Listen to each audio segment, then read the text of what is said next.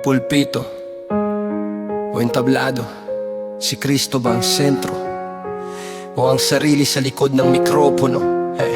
Sa ilalim ng ilaw, sa gitna ng entablado, nakatayo ka pero sino ba ang dala mo? Mas kilala na ang pangalan mo kaysa sa kanya. May palakpakan ng tao pero tahimik ang langit na malakas ang sigawan ng karamihan. Pero wala na ang espiritu sa kalooban. Kung ang mensahe ay sarili, hindi na ang krus. Ang pulpito'y naging plataporma, laman at pita. Hindi lahat ng liwanag ay liwanag ng Diyos. Hindi lahat ng apoy ay apoy ni Jesus. Kung ang mensahe ay iyo, hindi kay Kristo, bumagsak ang pulpito, entablado na mismo.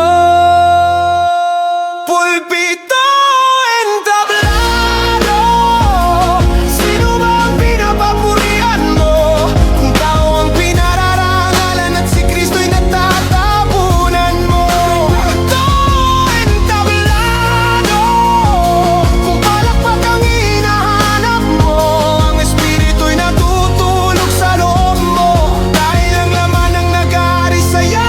Nagbabago ng anyo para lang mapansin, drama at eksena para palakpakan din. Ipinagbibili ang grasya para sumikat. Nawala ang katotohanan dahil sikat ka na nga. Pinakiris ang imahe pero hungkag ang loob. Ang krus ay dekorasyon, hindi na sentro ng isip. Kapag pinalambot ang salita para walang masaktan, hindi na mensahe, palabas na lang sa entablado yan.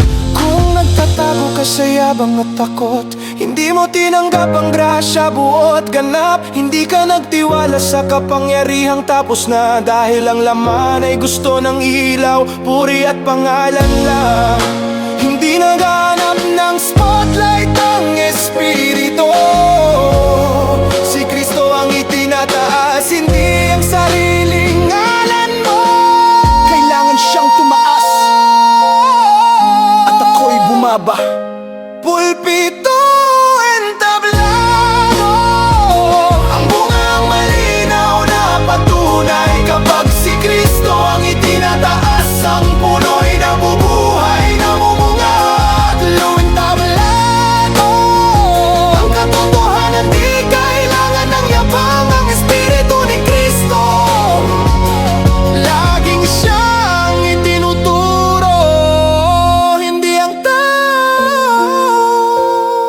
Hindi lahat ng nangangaral ay totoo.